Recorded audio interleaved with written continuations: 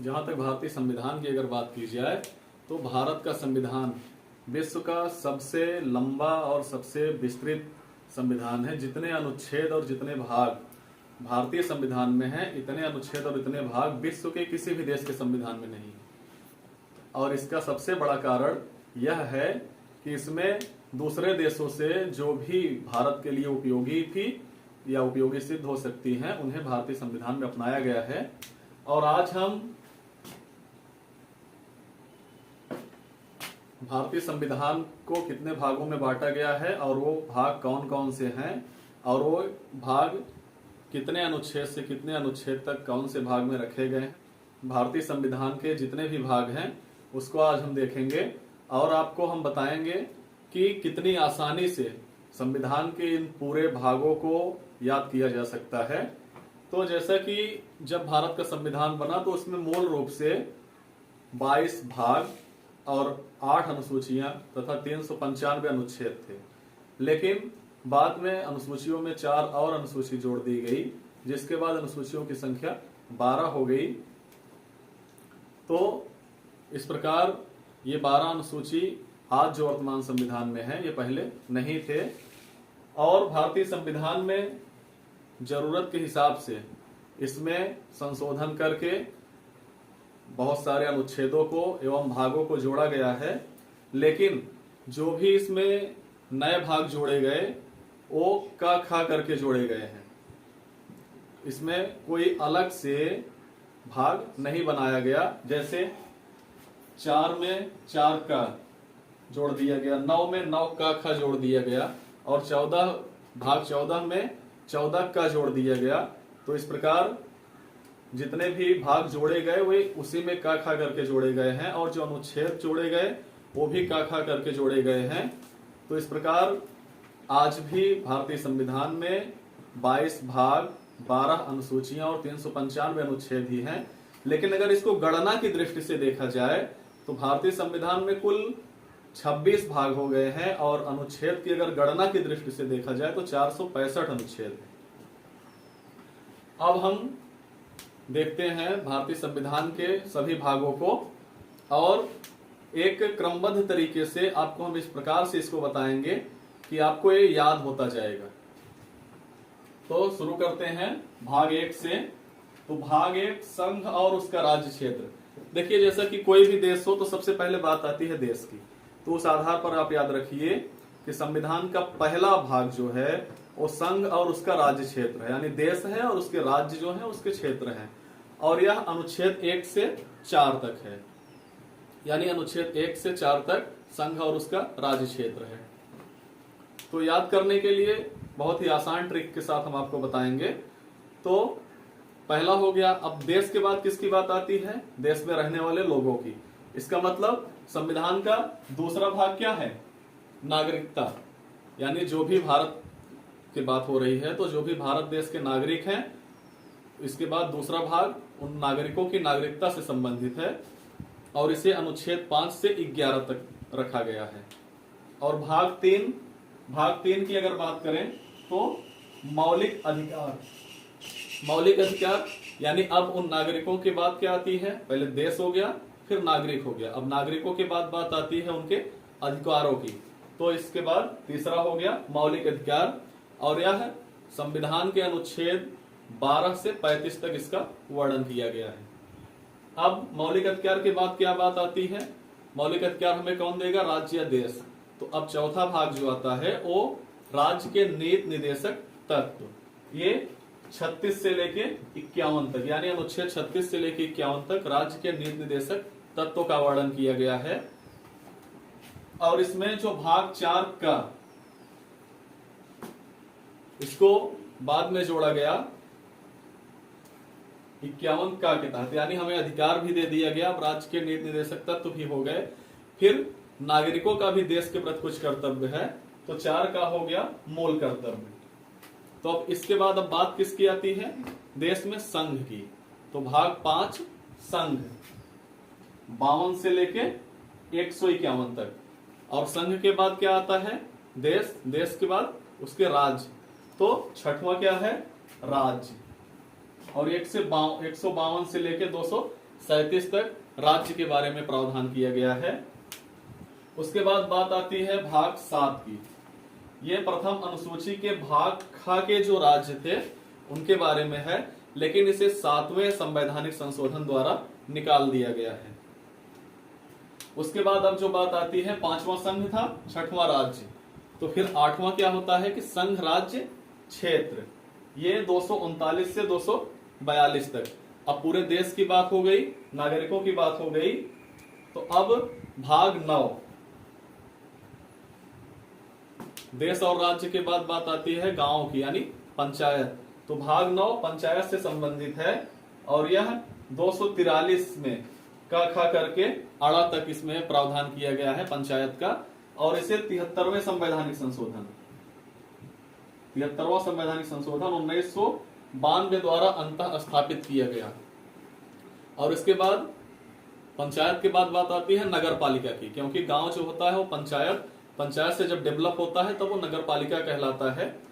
तो नगर पालिकाएं जो है वो 9 का में इसे भी 74वां संवैधानिक संशोधन 1992 द्वारा जोड़ा गया। ये 243 या से लेके ता तक इसका वर्णन है।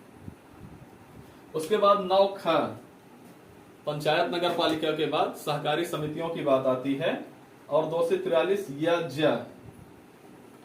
अब पंचायतों के बाद जो सबसे ज्यादा जरूरी है वो है कि हमारे यहाँ जो सबसे दबे कुचले लोग थे, जिनको सामाजिक रूप से, आर्थिक रूप से और राजनीतिक रूप से दबाया गया था, अब उनकी बात की जाए तो संविधान का 10वां भाग उन क्षेत्रों के बारे में बात करता है जो अनुसूचित और अनुसूचित जनजाति क्षेत्रों से आते हैं। तो ये 244 और 244 का ये भाग 10 में है। इसके बाद भाग 11।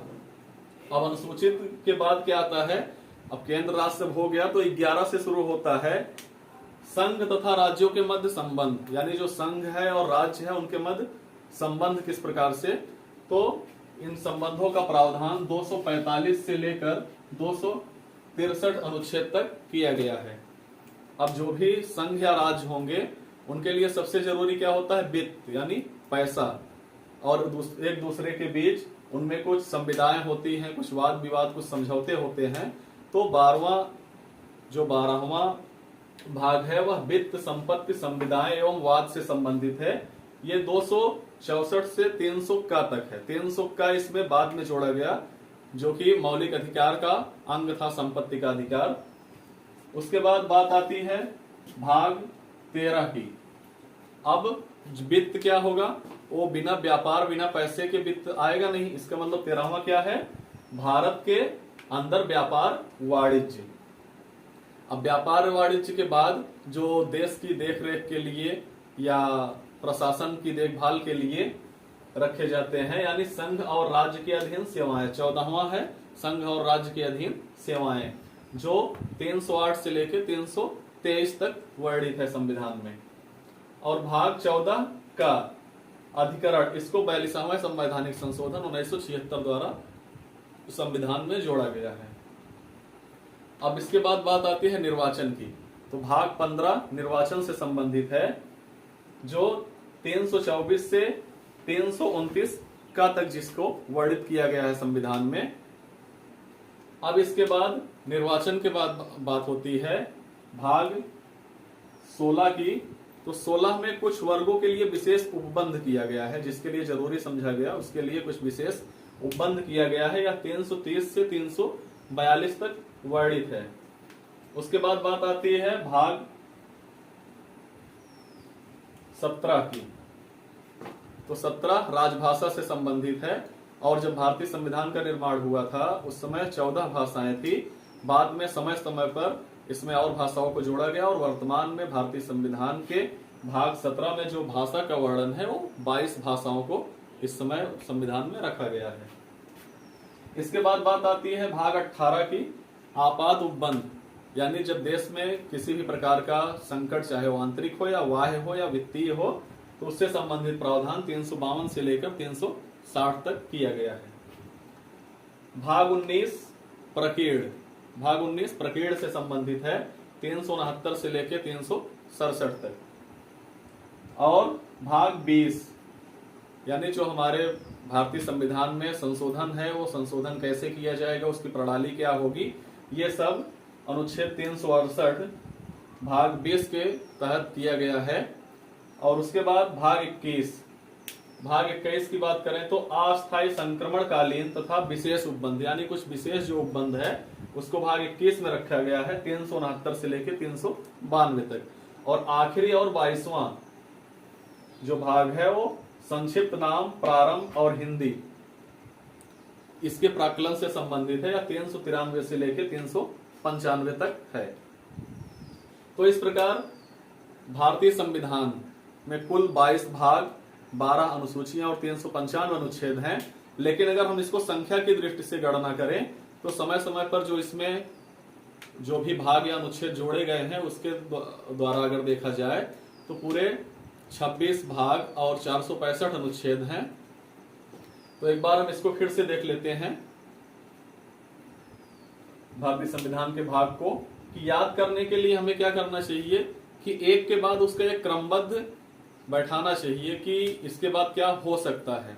तो जैसा सबसे पहले बात आती है देश की यानी संघ और राज्य, और उसके बाद बात आती है उसके नागरिकों की, तो दूसरा हो गया नागरिकता। फिर नागरिकों के अधिकार की बात आई तो तीसरा हो गया मौलिक अधिकार। फिर अधिकारों के बाद बात आती है राज्य की यानी देश की, तो राज्य के निर्देशक तत्व। फिर उसके बाद बात आती है कर्तव्य की, तो मूल कर्तव्य। फिर देश यानी संघ की बात, तो फिर 5वां संघ। फिर 6वां उसके बाद संघ के बाद आता है राज्य। फिर 7वां जैसा कि निरस्त कर दिया गया है। फिर 8वां संघ और राज्य क्षेत्र। फिर उसके बाद संघ राज्य क्षेत्र में फिर 9वां क्या आता है पंचायत।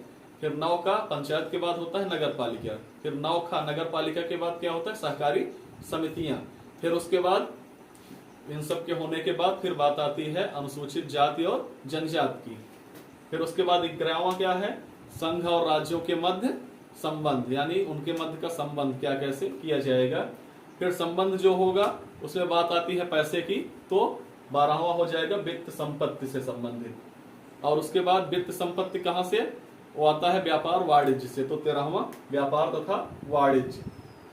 फिर उसके बाद व्यापार वाणिज्य इन सब चीजों के लिए केंद्र के द्वारा या राज्य के द्वारा जो भी कर्मचारी रखे जाते हैं, तो संघ और राज्य के अधीन जो भी सेवाएं होंगी उसकी बात आ जाएगी। फिर 14 का हो गया अधिकरण। फिर उसके बाद 15 याद रखिए कि निर्वाचन है। निर्वाचन के बाद निर्वाचन में क्या होता है कि कुछ वर्गों के लिए विशेष उपबंध, ऐसा करके याद रखिए, कुछ के लिए विशेष। तो 16वां हो गया कुछ वर्गों के लिए विशेष उपबंध। फिर 17 में आता है राजभाषा। फिर 18 में आता है आपात उपबंध। फिर 19 है प्रकीर्ण। फिर 20 है संशोधन। फिर 21 अस्थायी उपबंध है। उसके बाद 22 संक्षिप्त नाम।